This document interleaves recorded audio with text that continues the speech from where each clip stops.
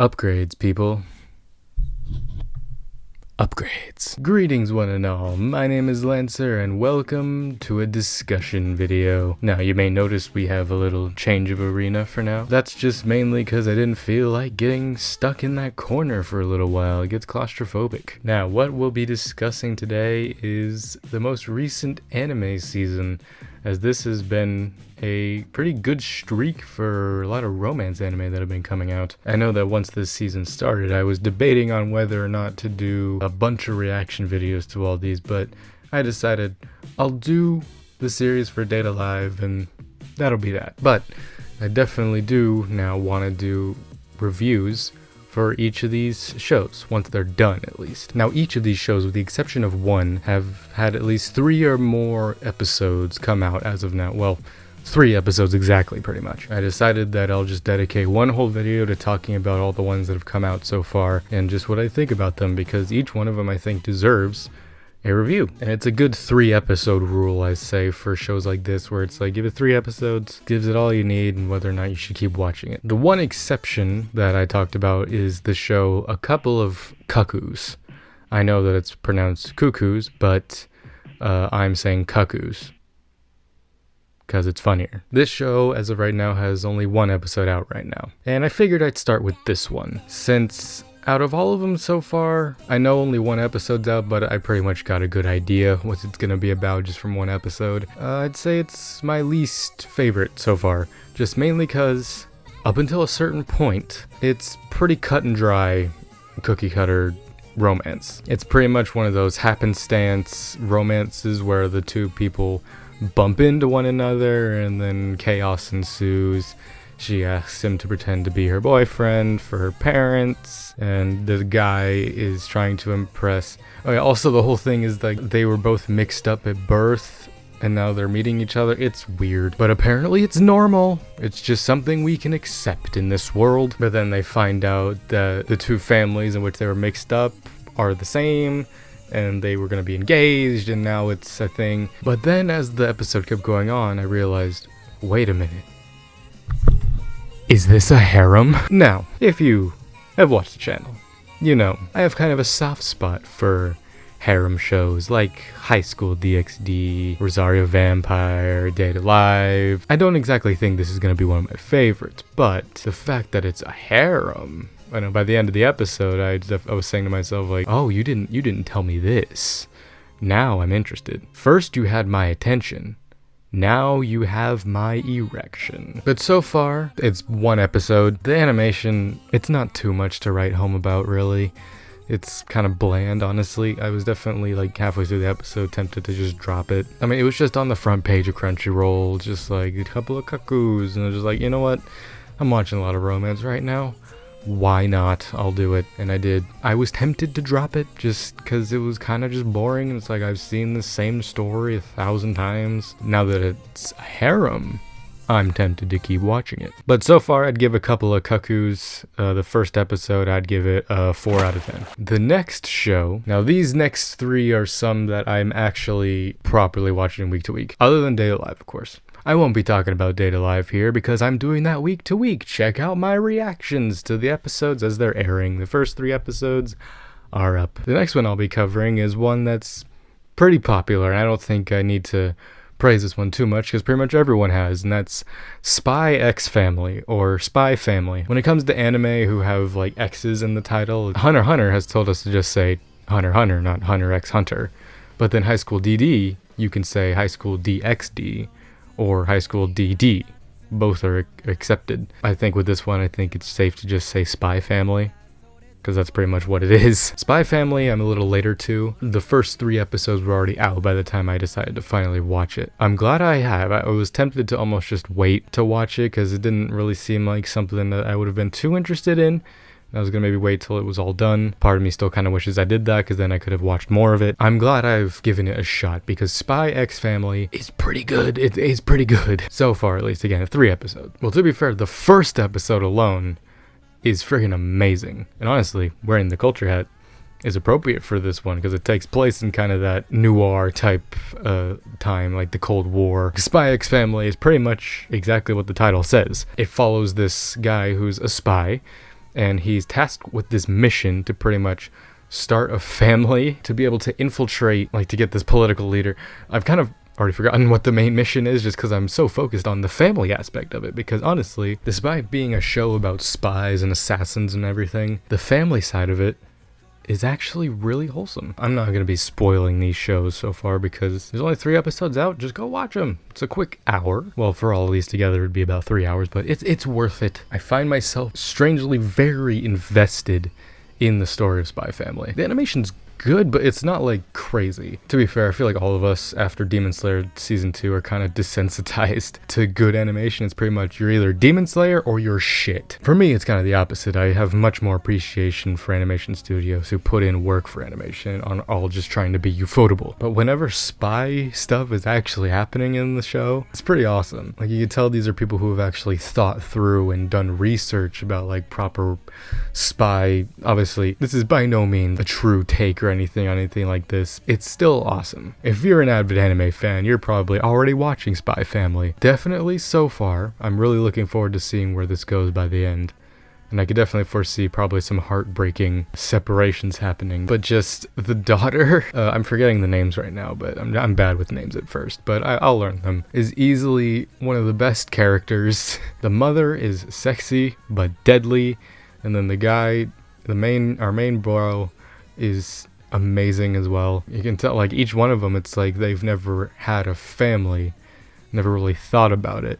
It's like their whole life has been this one job, but now they're getting the chance to sort of experience being a family. I'm really curious the relationships and story going forward by the time we get to the 12 episode mark, the final episode, what it's gonna be like. Because I imagine there'll be a second season. You can definitely tell with some of these which shows are gonna get more seasons. Spy Family, so far, I would give an 8 out of 10. Moving on to the next one. Love After World Domination. These last 2 are 2 where I'm watching week to week, and they're the ones I look the most forward to, are these 2, because they air on the same day. Well, to be fair, how my anime schedule is going now is Fridays, thankfully, is just Data Live, so I can focus on watching it, doing the video, and doing all that. But Saturdays are packed with Spy Family, Love After World Domination, and then another one, which will be the last one I talk about.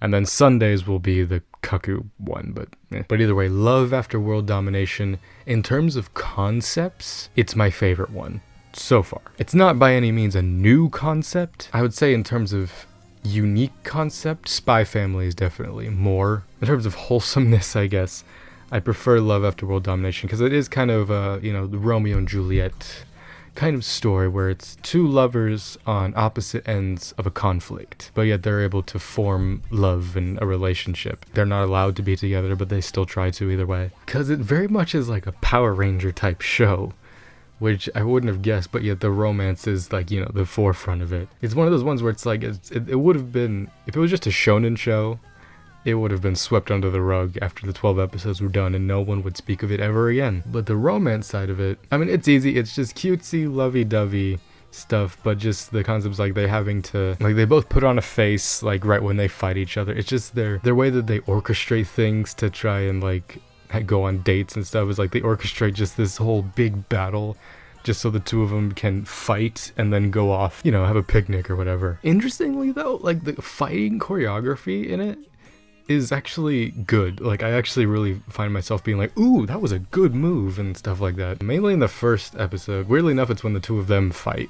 It's mainly that stuff, when, like, they're fighting, but, like, not trying to actually hurt each other. And there's definitely, most likely, a triangle of love kind of thing that'll eventually spur out between the main dude and the other Power Rangers and then her. So it's definitely one of those shows where I'm curious by the time we get to the final couple episodes, because that's how it is with usual 12 episode shows like this, is we have the first 10 episodes kind of be loose, like each one of them tells their own story, but then the last 2 or 3 sometimes it's its own story, like 1-2 part kind of thing. I imagine it'll be a case where they both finally are exposed for this, but then they come together. I could definitely see this being one of those shows where it's probably just gonna be 1 season and done. I'd love there to be more. I don't really see it getting more. It's possible it may be a Devil's a Part-Timer situation where we get 1 season, they stop, but then it gets so popular that years and years down the line it gets more. If that's the case, then once this season is done, I'll go and I'll go and read the manga. It's definitely one of those romances where you really root for them, even though you shouldn't. You do. It's because like both of them like don't even care about their organizations, which is funny. It's like the Power Ranger dude, even though he's the leader like of them, he cares much more about her. And then even though she's like the big bad, everyone on her team fears her, it's like she doesn't care. They're both willing to rat out their organizations just so they can go on a date. It's cute and funny. But Love After World Domination, these first 3 episodes, I would definitely give a 7 out of 10. I'm not as hyped for it as I am like Spy Family and some other things, but it's a nice breath of fresh air, or just like a nice breather in between like some of the crazy stuff that I watch, just to be like, okay, let me just enjoy this. It's one of those where you watch much more for just enjoyment rather than investment. Either way, now we're on to the final thing that I'm watching this season. I know that there's a lot more that's come out this season, but this is just the main stuff that I'm watching right now. And the last one being, which I saved for last intentionally, because this is definitely, I'm just going to say it up front, the best show that I'm watching this season. Shikimori is not just a cutie. I was really looking forward to this show when I first saw the trailer for it. I instantly put it on my Mal as plan to watch, and I'm like, I'm definitely doing that this season. And as stuff was coming out, I was tempted to do a reaction series to this, but in hindsight, I'm really glad that I didn't, because I feel like I'm getting much more enjoyment out of it just by watching it normally. I mean, to be fair, it wouldn't be much commentary anyway. Like, I have much more to say about Date Alive just because I know a lot more about it, but with this show, it would just be me being like, oh, that's cute. Or just, it would just be me like this the whole time, because that's pretty much how I watch it. The first 3 episodes of Shikimori are some of the most wholesome and strangely well animated anime episodes I've ever seen, and that is cap. I'm just calling this show Shikimori just because like Ijirane de Nagatoro-san and Teasing Master Tagaki-san, I just refer it by the name in the title, so I call that Nagatoro. And I call that Tagaki-san. I'll just call this Shikimori, because Shikimori-san is possibly shaping up to be one of, if not my favorite romance anime ever. Because whoever is animating this show, because I'm bad with looking up and remembering animation studios for shows, but they do such a good job at bringing these characters to life. It's the same kind of thing with Nagatoro. They did such a good job in there of bringing Nagatoro to life, even more so than in the manga. Like, this is definitely gonna be one of those shows where after it's done with this first season, hopefully there's more. When it's done, I'm definitely gonna read the manga, because I'm very invested in it, and it's definitely looking to be one of those shows where it could have a very almost dark backstory. I don't know, the opening, maybe I'm just reading too much into it, but the opening, which is why I honestly don't really like to watch openings at first until after a while, but this one I decided to watch it. The visuals in it are stunning, as well as this could turn out to be like an interesting real story, because I really want to know just how did Shikimori and Izumi end up together. Like, that's the main bulk. I imagine we'll deal with that towards the back end of the season, but that's what I'm really looking forward to seeing, is that story, because I feel like it's going to be pretty heart-wrenching. The 3rd episode of this season, my god, did that hit me for no reason. That just hit me on an almost like gut-wrenching, like almost bringing me to tears level. That episode for me was like, yeah, this one's gonna be one to remember. When I first kind of saw the trailer for this, I was like, okay, it's gonna be one of those cases where they're already together, so it's probably gonna be a case of fan service kind of thing, and, you know, trying to get him away from her, you know, a love triangle kind of thing, which they still could maybe do, but honestly, I'm open to whatever they're gonna do now, because I'm invested as hell into this show. And so far, I would give Shikimori Is Not Just a Cutie a 9 out of 10. It's definitely my favorite show so far this season. But either way, this was my simple discussion video discussing all the new stuff that's been coming out this anime season. Pretty much telling you what I've been watching, what I think about it. Just kind of throwing all these reviews into one episode. Stay tuned this Friday for episode 4 of Date Alive, as well as other videos that I'm going to try to do. I'm trying to maybe do less anime stuff, like maybe just kind of branch out. We'll see. Till next time, I'm Lancer. Thanks for watching.